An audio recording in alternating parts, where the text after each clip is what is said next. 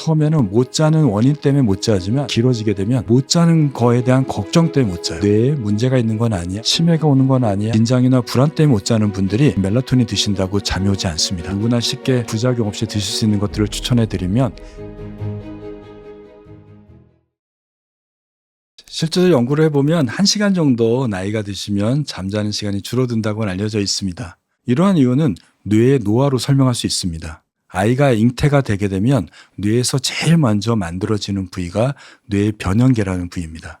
이 변형계는 먹고 자는 것들 그리고 생존을 이루는 뇌의 가장 기본적인 기능입니다. 여기 핵심이 시상하부입니다. 시상하부는 우리 몸의 호르몬을 조절하는 부위예요. 그런데 이 시상하부에 생체 시계가 들어 있습니다. 생체 시계가 들어있는 시상하부 변형계가 제일 먼저 만들어졌으니까 나이가 들어서 뇌가 퇴행이 진행될 때 바로 이 부위가 제일 먼저 노화가 진행이 됩니다. 이런 이유로 55세가 넘어가게 되면 생체 시계의 활동성이 약해져요. 그러니 자고 깨는 리듬이 자꾸 조절이 잘 안 되죠. 그리고 이러한 이유 때문에 잠자는 시간이 조금씩 빨라집니다. 전에는 12시에도 잠을 안 잤던 사람이 저녁 먹고 8시, 9시에 졸리는 일이 생기게 됩니다.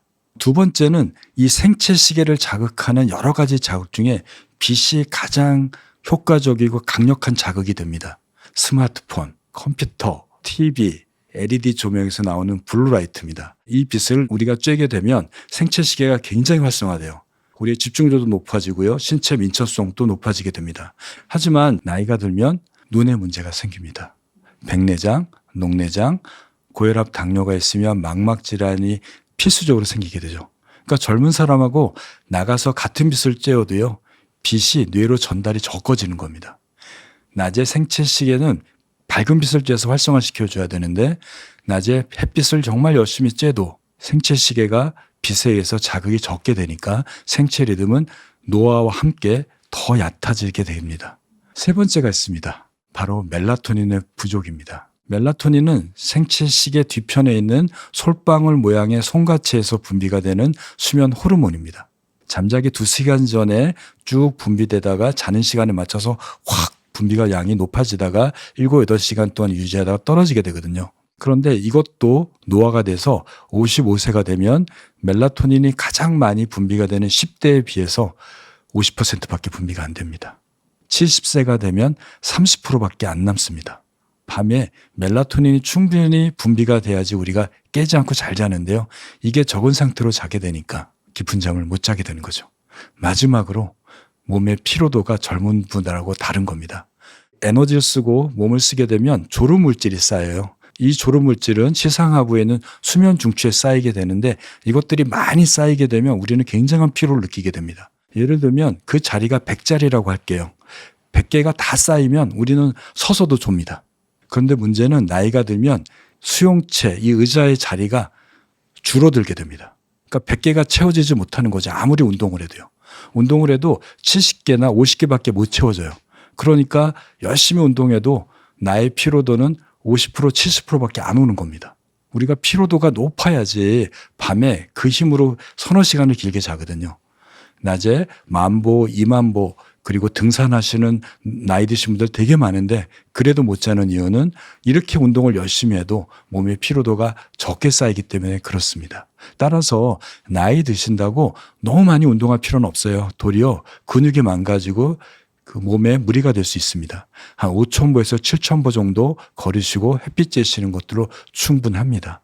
지금 말씀드렸던 4가지 문제가 60세 이상이 되면 누구도 피할 수 없는 과정으로 다가오게 됩니다. 우리가 에너지를 쓰고 근육을 쓰고 또 포도당을 소모하면서 하루를 살게 되는데요. 이렇게 에너지를 쓰거나 포도당을 소모하게 되면 찌꺼기가 생깁니다. 그것들이 염증 물질하고 산화 물질이라는 것들입니다. 이것들이 많이 쌓이게 되면 신체 손상을 일으키고 세포가 망가지게 되고 더 나아가서 유전자 변형도 나타나게 돼서 여러 가지 질병에 노출되게 됩니다. 그런데 다행히도 염증 물질과 이런 산화 물질이 제거되는 과정이 있습니다. 바로 잠자는 7, 8시간 동안에 나타나게 됩니다. 특히 깊은 잠을 자는 동안에 면역세포가 아주 활성화가 됩니다. 그리고 이러한 면역세포가 혈액을 떠돌아다니면서 염증 물질과 산화 물질을 제거하고 없애는 과정을 하게 됩니다. 그렇기 때문에 우리가 정말 좋은 잠을 자고 깊은 잠을 자게 되면 우리 몸이 완벽하게 깨끗한 상태로 완전히 회복된 상태로 다시 태어나는 겁니다. 우리 뇌는 전체 에너지의 약 30%를 쓰고요. 심장의 박출량의 25%가 뇌로 전달되게 됩니다. 정말 많은 에너지를 쓰는 거죠. 그런데 실제로 뇌는 우리 체중의 5%밖에 안 됩니다. 단일 면적당 제일 많은 에너지를 쓰는 장기가 바로 뇌입니다. 이렇게 많은 에너지를 쓰게 되니까 찌꺼기가 엄청 많이 남겠죠. 그런데 깊은 잠을 자는 동안에 우리 몸에 있는 림파틱 시스템이 뇌에도 있는데 이걸 글림파틱 시스템이라고 해요. 여기 채널이 활성화되면서 뇌 세포 사이에 생겼던 독성 물질, 찌꺼기, 대표적인 게 베타 아밀로이드, 타우 단백질인데요. 이러한 물질들이 정맥으로 빠져나가는 게 연구에서 확인이 되었습니다. 베타 아밀로이드는 알츠하이머 치매를 일으키는 독성 물질이잖아요. 이것이 많이 생기게 되면 뇌가 손상돼서 뇌의 노화가 급속하게 진행되고 더 나아가서 치매가 진행이 됩니다. 그런데 55세 이상 이후에 잠을 못 자게 되면 나이가 들어서 뇌가 퇴행이 되는 것뿐만 아니라 잠을 못 자게 되면 찌꺼기가 더 많이 쌓이게 되죠. 치매가 가중되는 겁니다. 그래서 여러 연구에서도 55세 이후에 잠을 못 자는 사람들이 치매 발생률이 2배에서 2.5배 정도 높아진다는 결과를 보여주고 있는 겁니다. 잠은 단순히 휴식이고 피곤한 걸 없애는 수단이 아닙니다. 어떻게 보면 우리 몸이 낮에 활동하면서 그리고 뇌가 일을 하면서 생기는 여러 가지 찌꺼기를 제거하고 일을 하면서 생기는 기계의 고장, 세포에 망가진 것들을 치유하고 수리하고 그리고 회복시키는 과정이 바로 잠자는 시간입니다. 특히 연세가 있는 분들의 대표적인 증상은 새벽에 너무 일찍 깬다는 겁니다. 그리고 중간에 3시간만 자면 또는 한 2시간만 자면 새벽에 깨서 잠이 안 온다는 분들이 상당히 많습니다. 연세가 60세가 넘다면 저는 저녁 먹고 뭐 하시는지를 계속 물어보아요. 그러면 저녁 먹고 밖에 나가서 운동도 하시고 집에서 운동도 하신대요. 이 시간을 한번 볼까요? 운동을 하고 나면 한 7시, 8시가 될 거예요. 그때 소파에 앉아서 TV 보세요. 졸리면 언제 들어가세요? 물어보면 9시, 10시도 어렵습니다. 그 전에 들어가세요. 이 뭐가 문제죠? 너무 일찍 들어가시는 거죠. 며느님이나 아드님이나 따님이 물어보시면 TV 볼 때 뭐 하세요? 그러면 TV 보다가 조신대요. 그러면 어머니 얘기하세요. 내가 언제 조니? 그러시는데 실제로 옆에서 볼 정도로 졸고 계세요. 나이가 들면 잠자는 시간이 앞으로 당겨집니다. 그리고 깊은 잠이 못 자요. 일찍 시작했으니 일찍 깨는 건 당연한 거예요. 그리고 내가 실제로 침대에 들어가서 자는 것이 아니라 졸음이 밀려온 게 벌써 생체 리듬이 시작된 겁니다. 자는 리듬이요. 8시에 잤으면 새벽 2시, 3시에 깨는 게 당연한 겁니다. 그런데 8시에 들어가시면 어떻게 되죠? 불 끄고 주무시지만 밖에는 사람들도 시끄럽고요. 소리도 들리고요. 빛도 들어올 거고요. 그 잠 환경이 좋지 않습니다. 노화가 되는 문제하고 맞물리면 중간에 쉽게 깨겠죠. 그러다 보면 내가 왜 깼지?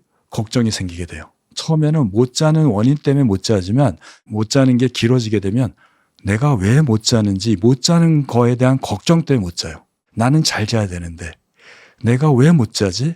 이걸 어떻게 해결해야 돼? 치매가 오는 건 아니야? 뇌에 문제가 있는 건 아니야? 내 몸에 암이 자라고 있는 건 아니야? 이런 걱정을 하시게 돼요. 그러면 깼을 때 그 걱정이 엄습하니까 다시 뇌가 깨게 되겠죠. 그러면서 점차 깨는 시간이 늘어나고 일찍 깨는 시간이 더 빨라지게 됩니다. 우리 뇌는 나이가 들면 잠을 조절하는 생체 시계도 망가지고 멜라토닌을 분비를 하는 기능도 떨어지게 됩니다. 그럼 어떻게 해야 되죠? 우리 스스로가 뇌의 기능을 대신해 줘야 돼요. 뇌가 알아서 자는 시간, 깨는 시간을 만들어 줬다면 지금은 안 되니까 내 스스로 자고 깨는 시간을 고정하고 내 스스로 긴장 풀 수 있는 취침 루틴을 하심으로써 멜라토닌을 대체하셔야 됩니다. 외래 오시면 일정표를 전 써드려요. 첫 번째는 본인이 몇 시에 자고 몇 시에 깰지를 정하게 해요. 아침 6시라고 본인이 정하셨다면 대개 6시간에서 7시간 정도를 맞추게 합니다. 그러면 11시로 자게 하고요. 3시간 전인 한 7시 반에서 8시 반 동안에는 산책을 나갔다 오시게 합니다. 움직이면 우리가 안 졸립잖아요. 그리고 움직이면 생체 리듬이 좀 활성화돼요. 만약에 밖에 비가 오거나 눈이 와서 못 나가거나 나는 허리가 아파서 못 나간다면 그 시간에 밝은 빛을 쬐는 거죠. 아니면 실내에서 운동을 하는 겁니다. 3시간 전에까지 하시면 됩니다. 그러면 8시 반에 끝나게 되겠죠? 그때부터는 씻고 본인이 기본적인 활동을 하시게 해요. 가만히 있으면 안 됩니다. 책을 보거나 음악을 듣거나 TV를 보셔도 돼요. 그러다가 10시 정도 되면 이때부터는 핸드폰, 컴퓨터, LED 조명 다 끄시고 노란색 조명, 전구색 LED 스탠드 켜놓으시고 취침 루틴이라고 하는 수면 스트레칭, 복식 호흡, 명상, 가이드 이미지법 몇 가지를 본인이 선택해서 30분에서 1시간 동안 하시게 합니다. 10시부터 시작하다가 10시 반이나 11시 사이에 들어가시면 되는 거죠. 이렇게 하다 보면 점차 깨는 시간이 줄어들게 되고 새벽에 깨는 시간이 늦춰지는 걸 경험을 하게 됩니다. 대부분 1, 2주만 하셔도 어느 정도 수면 습관이 맞춰져요. 실제로 정말 잘 주무시는데 나는 거의 못 잤다고 하는 분들이 있으세요. 이거를 역설적 불면증이라고 얘기합니다. 나이가 드시게 되면 실제로 잠에 대한 걱정이 되게 많아져요. 잠을 잘 자야지 노화도 예방되고 내 건강이 유지가 된다고 생각하시는 분들인 거죠. 그리고 또 긴장도가 높거나 불안장애가 있거나 좀 예민하신 분들, 뭔가 여러 가지 신경이 날카로운 분들의 경우는 실제로 내가 잠을 잘 자는데도 불구하고 못 잤다고 느끼고요. 또 젊었을 때 잤던 것에 비해서 실제로 잠의 질이 약해지고 조금 줄어드는데 그것들을 굉장히 과대하게 해석하는 분들이 있으세요. 그러다 보면 옆에서 보면 잘 자는데 나는 못 잤다고 느낄 수밖에 없습니다. 기대가 높으니까 거기에 기대에 못 미치니 실망이 큰 거죠. 그래서 이럴 때는 내가 낮에 아침에 자고 나서 또 낮에 활동하는데 졸립지 않다면 그것들이 괜찮다고 믿는 것도 괜찮습니다. 또 다른 이유도 있습니다. 잠을 어느 정도 자는데 깊은 잠이 적은 거죠. 나이가 들면 어쩔 수 없이 깊은 잠 양은 줄어들거든요. 이럴 때는 아침에 일어나서 30분 정도 햇빛을 쬐십시오. 그래서 낮에 충분하게 햇빛을 쬐시도록 하시면 좋을 것 같습니다. 햇빛을 쬐게 되면 생체시계가 굉장히 빠르게 활성화됩니다. 생체시계가 기능이 높아지니까 신체 컨디션이 높아지게 돼요. 그러면 낮에 덜 피곤하니까 활동량이 늘어나고요. 또 햇빛을 계속 쬐게 됨으로써 생체 리듬이 그런 대로 유지가 되게 되기 때문에 밤에 조금 더 깊은 잠을 잘 수 있게 됩니다. 자다가 깨어나서 화장실을 가는 것을 야간요라고 얘기를 합니다. 우리가 신장에서 소변을 만들 때요. 1시간에 잠자는 동안에 한 40에서 50cc가 만들어져요. 7시간을 잔다고 하면은 280에서 한 300cc 정도 만들어질 겁니다. 근데 우리가 건강한 방광을 갖고 있다면 300cc가 넘어가야지 소변을 보고 싶은 욕구가 생겨요. 그러니까 정상적으로 우리가 잠을 잘 자면 아침에 일어나서 화장실 가는 것이 정상입니다. 근데 나이가 드시면 이 방광의 기능이 좀 문제가 생겨요. 방광이 이 능력이 좀 약해져요. 그리고 방광이 민감해집니다. 300cc가 아니라 200cc만 차도 소변을 보고 싶은 생각이 들어요. 남성들은 전립선의 문제도 생깁니다. 소변에 나오는 그 입구가 좁아져 있기 때문에 소변이 완전히 배출되지 않고 잔뇨가 있는 거죠. 한 100cc가 남았다고 할까요? 100cc나 200cc만 또 채워주면 방광이 차는 거니까 화장실도 가야 되겠죠. 여성들도 나이가 드시면 방광염도 잘 생기고 요실금도 잘 생겨서 소변을 좀 자주 보는 문제가 생깁니다. 이러한 노화의 문제가 첫 번째가 있을 겁니다. 두 번째는 수면에 문제가 있을 때도 이래요. 소변을 많이 나오게 하는 호르몬이 있습니다. 심방, 나트륨, 이뇨인자라고 얘기하는데요. 불면증이 있어요. 뇌가 자꾸 깨요. 또 수면 무호흡증이 있어서 자다가 숨이 막혀서 뇌가 자주 깨요. 이렇게 되면 뇌가 깨게 되면 심장은 빠르게 뛰게 됩니다. 뇌에 혈류를 공급해야 되니까요. 심장이 빠르게 뛸 때 심방, 나트륨, 이뇨인자, 즉 소변을 만드는 호르몬이 많이 분비가 됨으로써 소변량이 늘어나서 야간뇨가 잘 생기게 됩니다. 따라서 첫 번째는 본인의 방광에 문제가 있는지를 체크하는 게 우선입니다. 전립선이 문제가 있다면 전립선 약을 드시거나 필요하면 수술을 받으시고 방광이 염증이 있다면 치료를 받는 게 우선이겠죠. 나이가 드시게 되면 단순히 노화 때문에 잠을 못 자는 것 이외에도 복용하는 약물, 치료받고 있는 질병 때문에 잠을 못 자는 경우가 참 많습니다. 기관지 천식이 있거나 기관지가 나쁘신 분들은 그 자체로 인해서 잠을 못 잡니다. 밤에 기침이 더 많아지거든요. 관절염이나 허리 통증 같은 통증이 있게 되면 자세가 고정되면 통증이 더 악화돼서 잠을 못 자는 경우도 참 많습니다. 또 복용하는 약물 때문에 못 자는 경우도 많아요. 우리나라 60세 이상의 노인층에서 평균 복용하는 약물의 개수가 4.5개라고 하는 통계도 있습니다. 근데 이러한 약물들은 몸에 들어가면 뇌에도 작동되고 신체도 작동돼요. 근데 상당수의 약들이 잠을 안 오게도 하고 어떤 경우는 잠을 너무 오게도 합니다. 잠을 오게 하는 약을 드시게 되면 나중에 자꾸 졸리고 활동량이 떨어지게 되죠. 그러니 밤에 또 못 자게 돼요. 잠을 안 오게 하는 약물들을 복용하게 되면 밤에 이유 없이 잠을 못 자는 일이 생기게 됩니다. 대표적인 게 기관지 천식약, 고혈압 약제 중에 베타 차단제, 그리고 염증 때문에 사용되는 스테로이드 약물들이 이런 약물들이 됩니다. 그 외에도 여러 가지 항생제들이 또 수면을 방해할 수 있습니다. 이런 약들을 여러분들이 다 할 수는 없으니까요. 혹시 내가 충분히 노력을 경주함에도 불구하고 그리고 열심히 규칙적으로 생활함에도 불구하고 잠을 못 주무신다면 담당 선생님하고 상의하셔서 잠이 오는 약들은 저녁에 먹게 하고 잠이 안 오게 하는 약들은 아침에 복용함으로써 약은 드시지만 내 수면을 또 내 각성을 좋은 쪽으로 유도할 수 있는 방법도 있을 겁니다. 본인의 기저질환을 잘 치료하셔야지 좋은 잠, 깊은 잠, 긴 잠을 잘 수 있을 거니까 질병을 방치하지 마시고 잘 치료하시기 바랍니다. 그렇다면 잠자기 30분에서 1시간 정도만이라도 나의 걱정과 불안을 내려놓는 이완요법을 하시면 좋을 것 같습니다. 복식호흡법은 478 호흡법이 제일 좋습니다.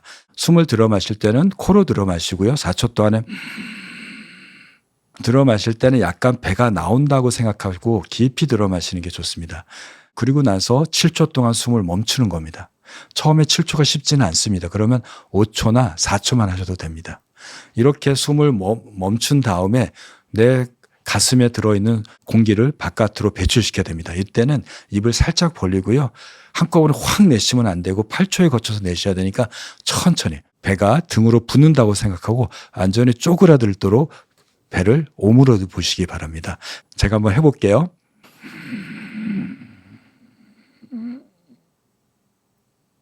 멈추겠습니다.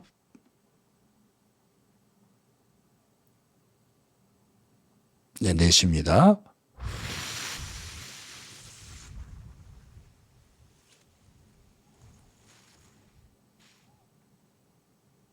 점진적 근육이완법은 신체 한 부위를 5초 동안 힘껏 줬다가 푸는 과정이에요. 누워서 아니면 앉아서 제가 왼손 주먹을 힘껏 한번 주워볼게요. 그때 속으로 다섯 주시는 거고요. 여기에 조금 효과를 높이려면 힘을 줄 때 숨을 들여 마시는 거죠. 그래서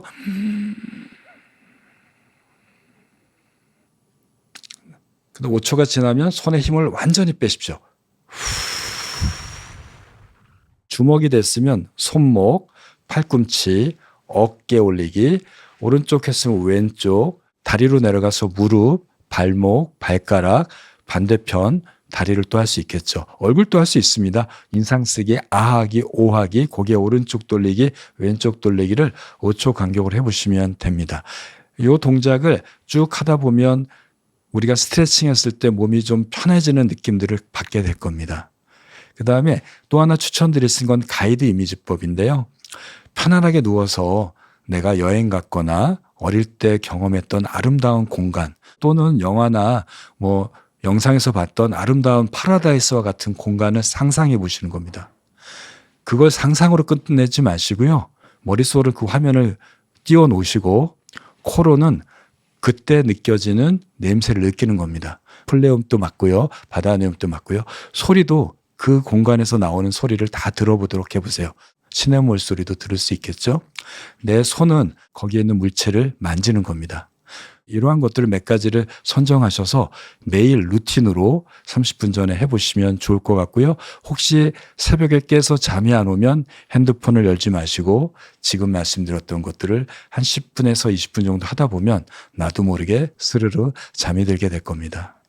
이러한 본인의 노력, 잘못된 수면 습관을 교정하는 노력을 해보시고 그래도 안 되면 병원에 오시기 바랍니다. 예를 들면 불안장애나 우울증이 심각하게 있는데 이런 경우는 노력해도 안 됩니다. 그럴 때는 일부 약제를 쓰고 또 필요하면 상담 치료를 통해서 긴장과 불안, 우울 감정을 내려놓도록 해야 됩니다. 또 하나는 다양한 수면 장애가 있을 수 있어요. 하지 불안 증후군이나 수면 무호흡증과 같은 여러 가지 수면 장애들은 잠을 줄기도 어렵게 하고 중간에 깨게 할 수도 있습니다. 이럴 때는 진단을 통해서 거기에 맞는 치료를 하는 것이 좋습니다. 네. 멜라토닌은 잠을 자고 깨는 수면 호르몬인데 이 멜라토닌은 언제 분비되냐에 따라서 나의 자고 깨는 일주일 리듬이 바뀌어지게 됩니다. 인위적으로 멜라토닌을 복용하십시오. 잠자기 30분에서 1시간 전에요. 그렇게 되면 멜라토닌이 높아지게 되니까 우리 몸에 있는, 특히 뇌에 있는 수면과 관련되는 신경세포가 멜라토닌이 높아지니 잘 시간이구나 라고 인식하게 됩니다. 근데 멜라토닌 또 수면제가 아닙니다. 멜라토닌은 자고 깨는 리듬이 불규칙한 사람들이 복용하면 매우 효과적이지만 단순히 잠을 못 잔다고 복용해서는 더욱 도움이 되지 않습니다. 자고 깨는 일주일 리듬을 조정하는 데 도움이 되는 성분이지 이것은 수면 유도 효과는 상당히 적습니다. 또한 멜라토닌은 항불안 효과가 전혀 없어요. 긴장이나 불안 때문에 못 자는 분들이 멜라토닌 드신다고 잠이 오지 않습니다. 그보다는 긴장을 풀어주는 복식호흡, 점진적 근육이완법, 가이드 이미지법과 같은 이완요법이 10배 이상 효과가 있을 것입니다. 멜라토닌 안 드셔도 혹시 불안이나 긴장이 높은 분들이 있습니다. 약보다는 건강기능식품 또 누구나 쉽게 부작용 없이 드실 수 있는 것들을 추천해 드리면 테아닌이 있습니다. 테아닌은 녹차에 들어있는 성분인데요.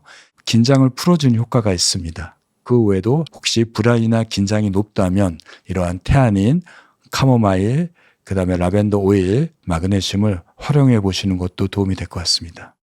수면제를 드시면 깊은 잠 동안에 육체가 회복되고 꿈꾸는 잠 동안에 뇌가 회복돼요.